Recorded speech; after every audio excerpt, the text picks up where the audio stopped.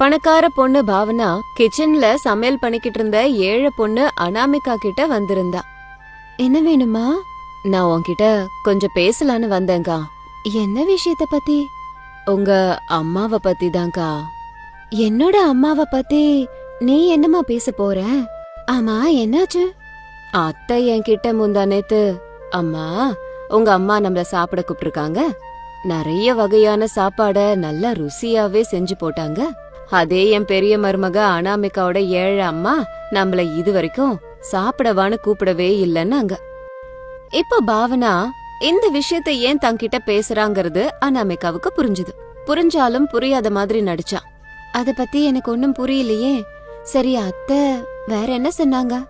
ஒன்னு இல்ல ரெண்டு இல்லக்கா, உங்க அம்மாவை பத்தி அத்தை ஏகப்பட்டது பேசுனாங்க. ஒரு நாள் கூப்பிட்டு ஒருவேளை சாப்பாடு கூட போடாத நிலைமையில இருக்காங்க அப்படின்னு சொன்னாங்க. அனாமிகா எதுவுமே பேசாம அவளோட வேலைய பாத்துக்கிட்டே இருந்தா. அத கேட்டு பாவனாக்கு இன்னும் எரிச்சலா இருந்தது. இதுவே நம்ம அத்தை எங்க அம்மாவ இப்படி சொல்லிருந்தா நான் சும்மாவே இருந்திருக்க மாட்டேன். அத்தை கிட்ட போய் வாய்க்கு வந்ததெல்லாம் நல்லா பேசிருப்பேன். இங்க பாரு, நீ கல்யாணம் பண்ணிட்டு வந்து 3 மாசம்தான் ஆகுது. ஆனா நான் இந்த வீட்டுக்கு வந்து 1 வருஷம் ஆகுது. அத்தைய பத்தி உன்னை விட எனக்கு தான் அதிகமா தெரியும். நீ இப்போ உன்னோட ரூமுக்கு போ. உனக்கு ஏதாவது பண்ணணும்னா பண்ணிக்கோ. உனக்கு ஏதாவது வேணும்னா சொல்லு, நான் செஞ்சு அதை கொண்டு வந்து தரேன் அப்படின்னு சொன்னதும் பாவனா கோபமா பாத்துட்டு அந்த இடத்த விட்டு போயிட்டான். மாமியார் சாரதா நின்னுட்டு இருந்தாங்க. என்னம்மா மருமகளே, நல்லபடியா போய்கிட்டு இருந்த இந்த குடும்பத்துல உங்க அம்மா சாப்பாடுங்கிற பேர்ல வத்தி வைக்க சொன்னாங்களா? இல்ல இல்ல அத்த. அப்புறம் ஏம்மா உனக்கு பெரிய மருமகளோட அம்மாவை இப்படி பேசிக்கிட்டு இருக்க? அது ஒண்ணு இல்ல அத்த, என்னோட அம்மா உங்க எல்லாரையும் கூப்பிட்டு சாப்பாடு போட்டாங்க. அதுவும் நல்ல ருசியா போட்டாங்கல்ல.